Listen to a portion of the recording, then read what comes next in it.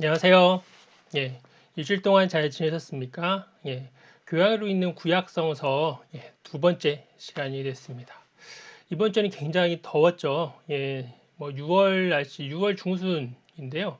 7월 날씨보다 더 덥나? 약간 7월만큼 아주 굉장히 더웠습니다.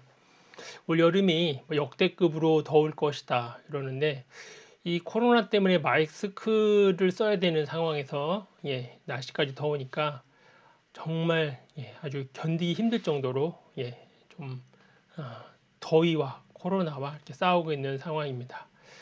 한 주간 잘 지내셨죠?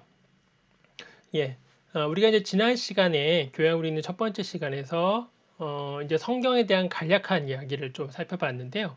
오늘도 이어서 성경에 대한 사본 그리고 성경의 저자 대한 것들 한번 살펴보도록 하겠습니다.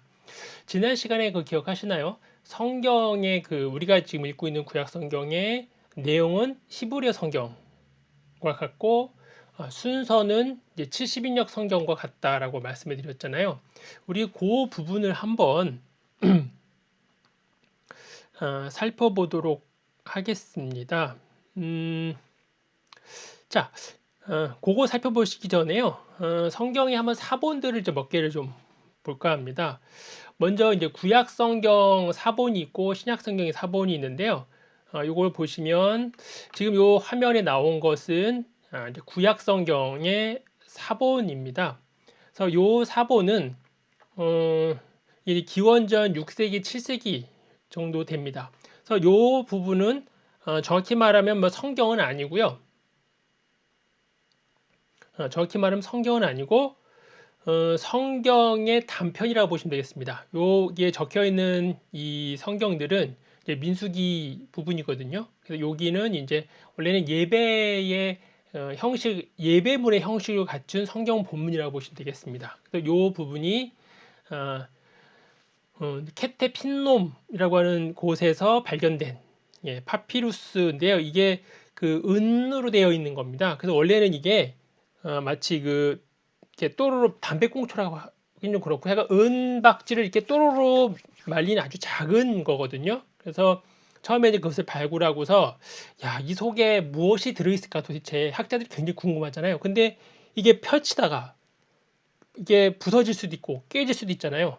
그래서 이거를 어떻게 해야 될까 막 고민을 하다가 결국은 위험을 무릅쓰고 한번 열어보자 해서 예, 열었다. 그랬더니만 그곳에서 이렇게 이 민수기 이 6장 이 부분이 나왔습니다. 그래서 이것이 구약 성경에 있는 사본은 중에서는 최초의 사본이 되겠습니다. 그러니까 이 사본이 이 구절이 기원전 6세기, 7세기거든요. 그래서 보통 성경의 최초의 기록을 기원전 한 10세기 정도로 봅니다. 학자들마다 조금씩 다르게 보는데요. 10세기면 이제 다윗과 솔로몬이 나라를 세우고 튼튼하게 할 때였죠. 원래 고대의 글쓰기라고 하는 것은 이게 굉장한 뭔가 이유가 있어야 쓰는 거거든요. 많은 사람들이 글을 읽거나 쓸 수 있는 능력이 없었고 그것은 나라를 세울 때 그때 특별한 이유를 인해서 글을 쓰는 거죠.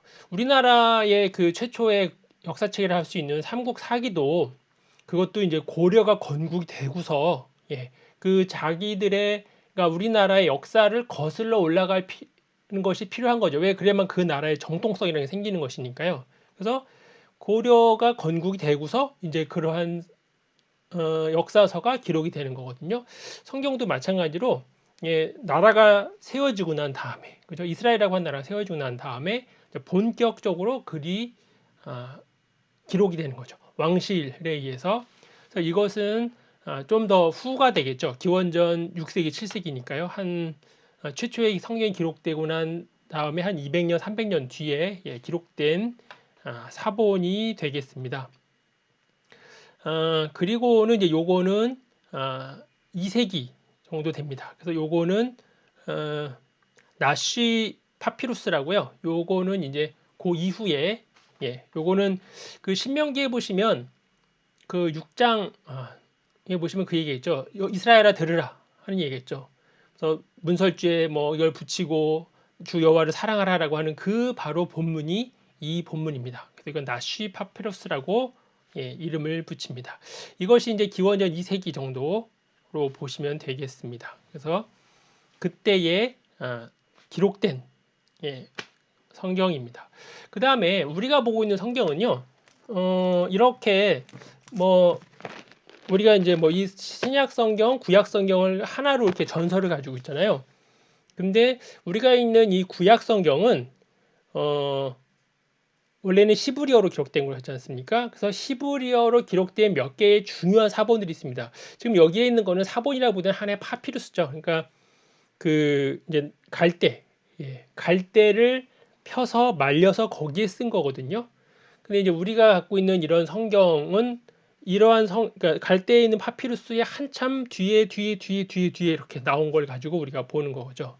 그래서 전 세계에 있는 모든 구약 성경은 그것이 뭐 한글이 됐건 영어가 됐건 독일어가 됐건 관계없이 레닌그라드 사본을 기본으로 해서 번역이 된 성경들입니다. 그래서 레닌그라드 사본은 이렇게 생겼습니다. 이게 이제 겉 표지입니다. 그래서 이게 이제 레닌그라드 사본의 겉 표지인데요. 보통 무슨 사본 또는 무슨 파피루스라고 얘기합니다. 사본 같은 경우는 책으로 되어 있는 것들, 그러니까 코덱스라고 할 수 있죠. 저번에 말씀드렸듯이 코덱스의 형태를 가진 제본 형태를 가진 것을 보통 사본이라고 하고요. 파피루스는 그것보다는 단편들이죠. 쪼가리보다는 하나의 작은 뭐 파피루스 조각이라든지 아니면 두루마리 같은 것들. 그래서 보통 이제 파피루스나 또 양이 많은 건 보통 이제 사본이라고 하거든요. 이렇게 적은 것은. 근데 파피루스나 이런 사본에 이름이 붙어요. 뭐 신내 사본, 레닌그라드 사본, 알레포 사본, 뭐 체스터바피 사본 이런 식으로 이름이 붙는데 그 이름은 그 사본이 보통 발견된 장소 또는 그 사본이 지금 보관된 곳 또는 그 사본이나 파피루스를 소유한 사람의 이름을 따서 그냥 붙입니다. 그러니까 레닌그라드 사본이라고 하면 레닌그라드에 있는 사본, 알레포 사본이라고 하면 알레포에서 발견된 사본, 뭐 이런 식으로 되어 있습니다. 뭐 이렇게 그 이름이 뭐 아주 크게 더 의미 있는 것은 아니다. 그래서 뭐 체스터 비티 파피루스, 체스터 비티 이런 파피루스라고 하는 것인데 그건 체스터 비피라고 하는 사람이 산 거, 뭐 그렇게 보시면 되겠습니다. 그래서 요거는 이제 레닌그라드 사본, 이거는 서기 1008년, 1009년이에요. 그래서 전 세계에 있는 모든 구약 성경은 모두 다 이 레닌그라드 사본을 가지고 구약 성경을 번역한 것입니다. 그 내용을 보시면 이렇게 되어 있습니다. 그래서 요 그림을 좀 그림이 아니고 이거 글씨인데요. 이게 고대 이제 이게 서기 1008년이니까요. 1008년에 기록된 건데 이렇게 시브리어는 우리는 이제 영어나 한글은 다 왼쪽에서 오른쪽으로 쓰죠. 근데 히브리어는 오른쪽에서 왼쪽으로 이렇게 씁니다. 옛날에 우리 그 한자 쓰던 거랑 똑같죠. 방향이 이렇게 이런 식으로 읽고 쓰게 되어 있습니다. 그래서 이 본문을 조금 보시면 이 굉장히 다 붙어 있어요. 그래서 이 장과 절이 구분이 잘 안 갑니다. 왜냐면 이제 장과 절은 한참 뒤에 붙은 거거든요. 우리가 지금 성경을 읽으면 우리는 뭐 창세기 1장 25절, 요한복음 4장 18절 이런 식으로 장절이 있잖아요. 이 장절은 성경을 처음 기록할 때는 없었겠죠. 왜냐하면 성경이 한 번에 기록된 것이 아니라 창세기, 출애굽기, 뭐 요한복음 이런 식으로 하나씩 기록되어 있기 때문에 그렇게 장절은 없었고요. 그냥 창세기 두루마리 하나, 마태복음 두루마리 하나 이런 식이었거든요.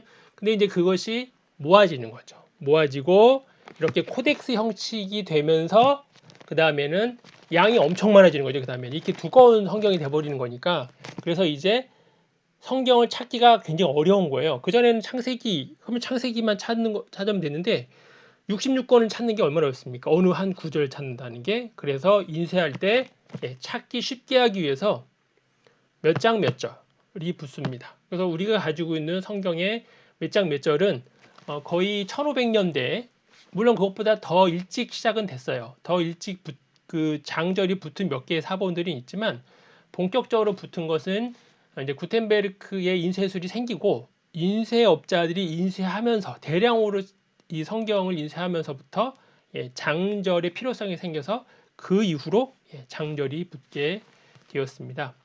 그래서 이제 여기 이렇게 레닌그라드 사본이 되어 있고요. 이 레닌그라드 사본을 기준으로 해서 오늘날 모든 전 세계에 있는 모든 성경들은 그것을 기준으로 각 나라의 언어로 번역이 됩니다. 그래서 지금 요렇게 되어 있는 것은 비블리카 헤브라이카라고 되어 있죠.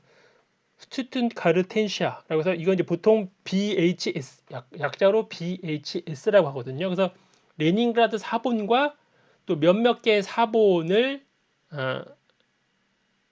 다 편집하고 취합해서 그 안에다가 이 본문을 이렇게 적고요. 그리고 옆에 보시면 이렇게 또 설명하는 것들이 이렇게 있습니다. 그래서 이제 보통 이제 마소라라고 하거든요. 그래서 뭐 대마소라, 소마소라라고 하는데 이게 마소라 본문이라고 얘기를 합니다. 마소라 본문은 원래는 이제 시브리어는 모음이 없습니다. 자음만 있어요. 그러니까 한글로 치면 기역, 니은, 디귿, 리을만 있는 거고요. 아야, 어요, 우유가 없습니다.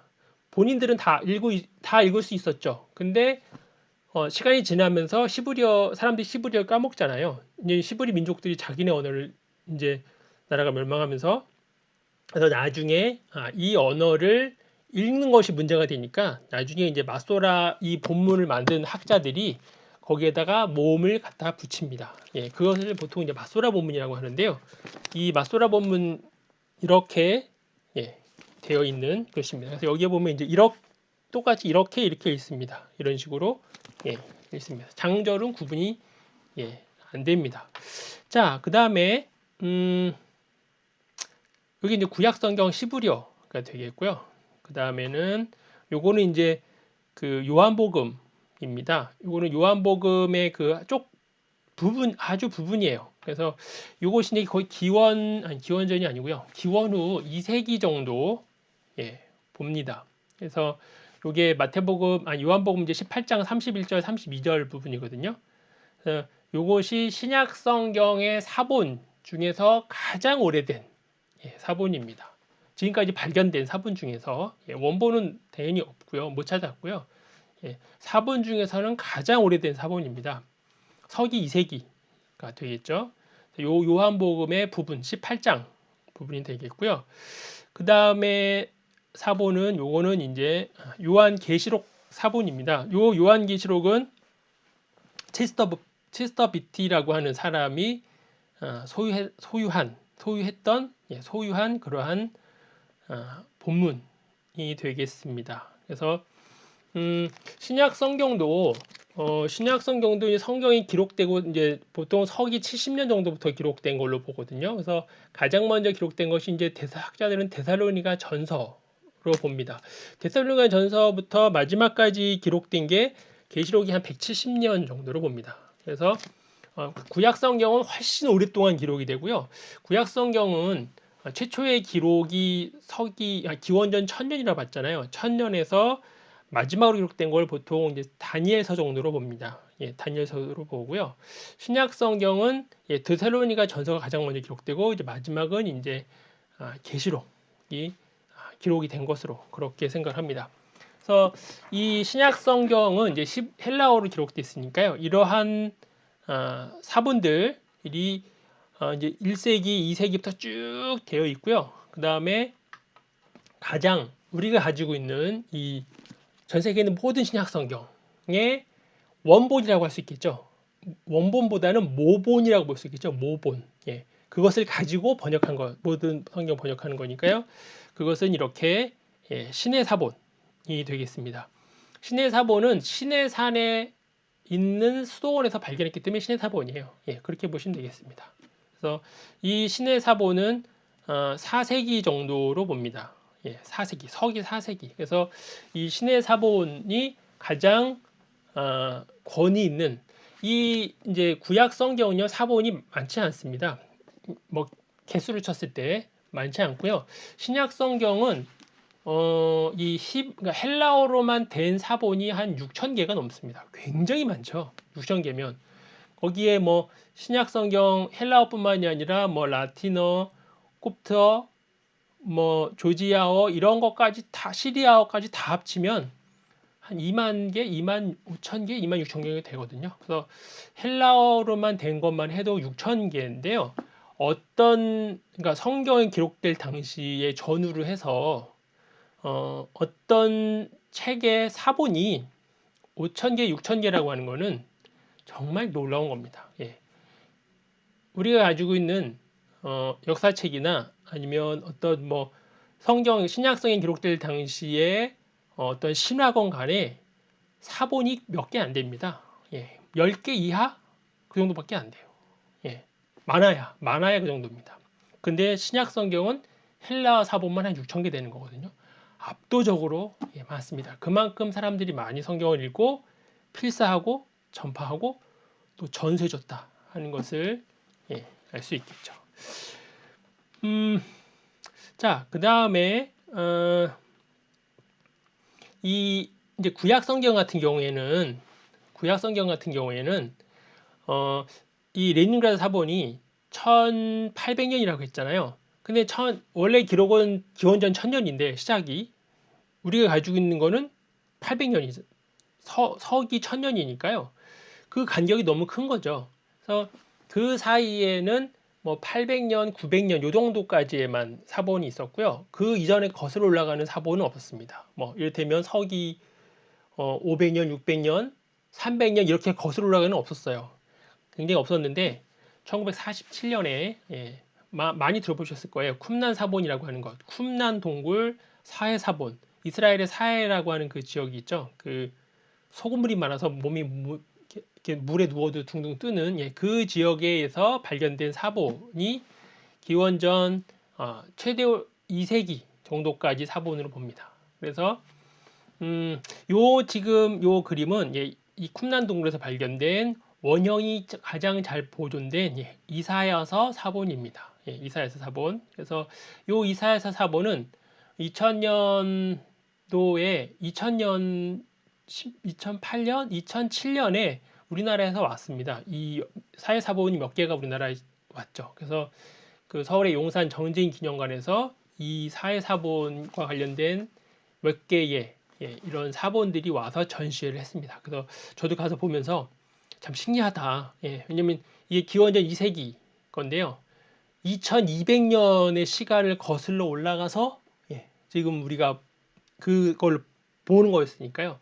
굉장히 감동했던 그런 기억이 있는데 바로 이러한 성경들이 우리가 가지고 있는 오늘날 우리가 쓰고 있는 구약 성경, 신약 성경의 뿌리다. 그런 말씀을 드릴 수 있겠습니다. 히브리 성경은 이제 BHS라고 하는 것을 기본으로 하고요. 지금 이제는 이게 그 번역한 지가 이것도 몇십 년 됐거든요. 그래서 지금은 이제 BHQ라고 하는 것으로 해서 비브리카 헤브라이카 퀸타라고 하는 것으로 해서 지금 번역이 계속 이루어지고 있습니다. 앞으로 뭐 몇십 년 걸리겠죠. 창세기부터 몇 권은 나왔고요. 계속 번역이 되고 있는데 이렇게 계속 새롭게 또 그 새로운 본문 비평의 방법을 가지고 계속 번역을 하고 있고요. 이게 이제 헬라어 성경인데요. 이 헬라어 성경도 계속 번역이 되고 있습니다. 그래서 제가 가지고 있는 이 성경은 보통 이제 UBS라고 보통 부르거든요. 이거는 UBS 4판입니다. 네 번째 판이에요. 그래서 마찬가지로 이것도 이 본문이 이렇게 있고요. 이렇게 히브리어로 본문이 있고 이 본문에 보면 이 밑에 보면 이렇게 주석이 달려 있거든요. 그래서 이 주석을 또 새롭게 더 갱신하는 것으로 해서 지금은 UBS 5판이 나온 것으로 그렇게 알고 있습니다. 그러니까 우리도 왜 그 성경이 계속 새롭게 번역이 되는 번역판이 나오잖아요. 왜냐면 시대에 맞춰야 되는 거니까. 그러니까 옛날에 번역한 것은 무슨 말인지 잘 모르는 경우가 많죠. 그래서 그 옛날에 번역된 그 개역 성경 있잖아요. 개역판은 지금 보면 무슨 말이지 잘 모르는 단어들 많거든요. 그러니까 이제 사람이 언어가 바뀌면 뜻이 또 바뀌는 거니까 그래서 새롭게 번역하지 않습니까? 그래서 신약 성경, 그러니까 신약 성경이나 이런 구약 성경이나 다시 번역하는 더 좋은, 더 많이 연구한 것을 가지고 새롭게 이렇게 번역을 합니다. 그러한 것이 우리가 가지고 있는 이런 성경들의 원래의 모습이다 하는 것을 말씀을 드리겠습니다. 뭐 우리가 이제 성경을 읽으면 우리는 다 이제 그 한글된 성경을 읽죠. 뭐 어떤 분들은 이제 뭐 NIV나 KJV 같은 영어 성경으로 이렇게 읽으시기도 하는데 더 좋게는 헬라어 성경이나 히브리어 성경을 읽으면 좋겠죠. 근데 그렇게 하려면 이제 헬라어랑 히브리어를 배워야 되는데 뭐 가르치는 데도 있고요. 꼭 신학교가 아니더라도 가르치는 데도 있고 배우시는 분도 있습니다. 근데 일단 쉽지 않고요. 이걸 굳이 배워야 될 필요가 있을까? 하는 생각을 합니다. 그래서 굳이 뭐 나는 꼭 배우겠다라고 하면 배우면 좋겠지만 뭐 그냥 그것보다는 한글 성경을 열심히 읽고 또 한글 성경도 번역된 것이 많잖아요. 그래서 개역개정이나 뭐 새번역이나 이런 우리말 성경 같은 거 보고 또 영어 성경 보고 그리고 또 거기에 관련된 책을 읽는 것이 오히려 에너지를 더 효과적으로 쓰는 것 같다. 괜히 이 히브리어나 헬라어 공부하다가 힘 다 빠지거든요. 그래서 신학교에서도 이 히브리어나 헬라어 공부할 때 이 신학생들이 가장 고생을 많이 합니다. 쉽지 않거든요. 정말 이게 익숙하지가 않아서 굉장히 아주 낯선 그런 언어죠. 그리고 또 졸업하고 나면 또 까먹어요. 잘 안 쓰게 되니까. 그래서 하지만 그래도 이러한 것이 있다 하는 말씀은 드리겠습니다. 가끔씩 왜 그런 분들 있잖아요. 뭐 성경을 뭐 열심히 읽어서 다 알게 됐다. 뭐 그런 얘기도 하는데 뭐 다 알게 됐다는 게 어떤 의미겠습니까? 뭐 한글 성경 많이 읽었다는 건데 그렇게만으로 볼 수는 없는 거겠죠. 정말로 알려면 헬라어 히브리어도 공부도 해야겠죠. 근데 헬라어 히브리어 공부한다고 해서 그럼 다 아느냐? 그건 또 아니죠. 그걸 다 안다고 해서 다 안다고 말할 수 있겠습니까? 여기도 수많은 사본들이 또 있으니까요. 그 사본도 공부도 다 해야 되죠. 그러다 보면 일반 사람들은 세월 다 가는 거죠. 학자들도 공부하다 보면 세월 다 가거든요. 그래서 이런 사본들이 굉장히 오래된 문서 아니에요. 그래서 이런 문서들을 보려면 이게 맨눈으로는 안 보이고요. 이게 돋보기를 갖다 놓고 봐야 되고 하거든요. 그래서 또 이런 사본을 직접 볼 수는 없죠. 이거는 이렇게 딱 그 진공 상태로 이렇게 보관되어 있는 박물관에 되어 있으니까 그러니까 보통은 이러한 것을 다 칼라로 다 복사해 줍니다. 복사한 걸 가지고 학자들이 연구하거든요. 돋보기 갖다 보고 그러다 보니 이런 사본을 공부하는 학자들은요. 그래서 다 눈이 굉장히 다 안 좋습니다. 맨날 그 안 좋은 그 흐릿한 글씨를 맨날 들여다보고 하다 보니 성경을 연구하는 길은 쉽지 않다. 그런 말씀을 드릴 수 있겠습니다.